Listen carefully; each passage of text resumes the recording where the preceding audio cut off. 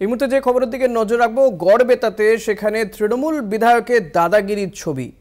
উত্তরা সিং হাজরা তিনি সেখানে গিয়ে দাদাগিরি করছেন, তো বলা ভালো দিদিগিরি। যে ছবি আমরা দেখাচ্ছি আপনাদেরকে, দেখুন।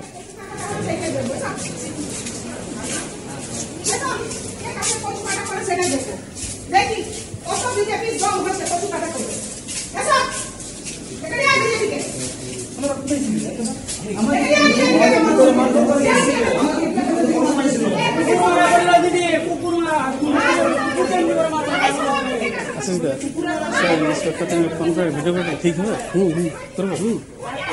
কিছু হলে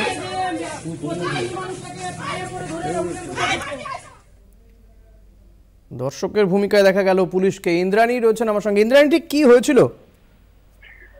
দেখো ঋষিকে সেটা জানাবো। সেটা হচ্ছে গড়বেতার বিধায়ক, তৃণমূল বিধায়ক উত্তরা সিং হাজরা, তিনি হাসপাতালে গিয়েছিলেন। তিনি অভিযোগ করছিলেন যে কেন্দ্রীয় বাহিনী বেশ কয়েকজন তৃণমূল কর্মীকে মারধর করে, তারা আহত হন এবং তাদেরকে হাসপাতালে ভর্তি করানোর জন্য তিনি গিয়েছিলেন।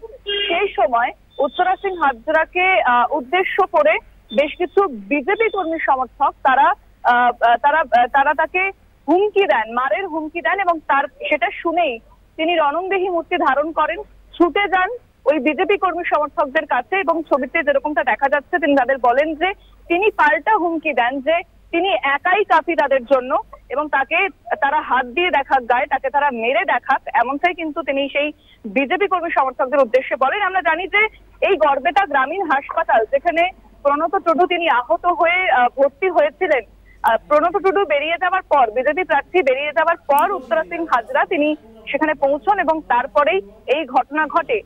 উত্তরা সিং হাজরা যখন তেড়ে যান বিজেপি কর্মী সমর্থকদের দিকে, সেই সময় বিজেপি কর্মী সমর্থকরা তারা পালিয়ে যান। তারপরও তিনি তাদেরকে হুমকি দিতে থাকেন যে তারা সামনে এগিয়ে আসুক, তাকে তার সামনে বলে দেখাক তারা যা বলছেন। দেখা গেল সেখানে পুলিশ কিন্তু সেরকম দুপক্ষকে আটকানোর চেষ্টা করছে না, যদিও পরে একজন পুলিশ আধিকারিক এসে তিনি কথা বলার চেষ্টা করেন বিধায়কের সামনে, তিনি তাকে বোঝান। তারপরও যে বিধায়কের ক্ষোভ সেটা কিন্তু থামেনি এবং তিনি কার্যত দেখা গেল যে যখন গড়বেতাতে ওই পরিস্থিতির সৃষ্টি হয়েছে সেই মুহূর্তে তাকে দেখা যায়নি, কিন্তু ভোট শেষ হয়ে যাওয়ার পর এই ঘটনা ঘটেছে এবং পুলিশের ভূমিকা নিয়ে একটা প্রশ্ন উঠছে যে পুলিশ কেন দুপক্ষকে থামালো না। যদিও পরে পুলিশ কথা বলতে এসেছিল, বোঝাতে এসেছিল, কিন্তু সেই মুহূর্তে কিছু বলেনি। যদিও এই একটা ঘটনার জন্য স্বাভাবিকভাবেই হাসপাতাল চত্বরে উত্তেজনার সৃষ্টি হয়। ঋষিকেশ, ধন্যবাদ ইন্দ্রাণী। কথা বলছিলাম প্রতিনিধি ইন্দ্রাণী বন্দ্যোপাধ্যায়ের সঙ্গে।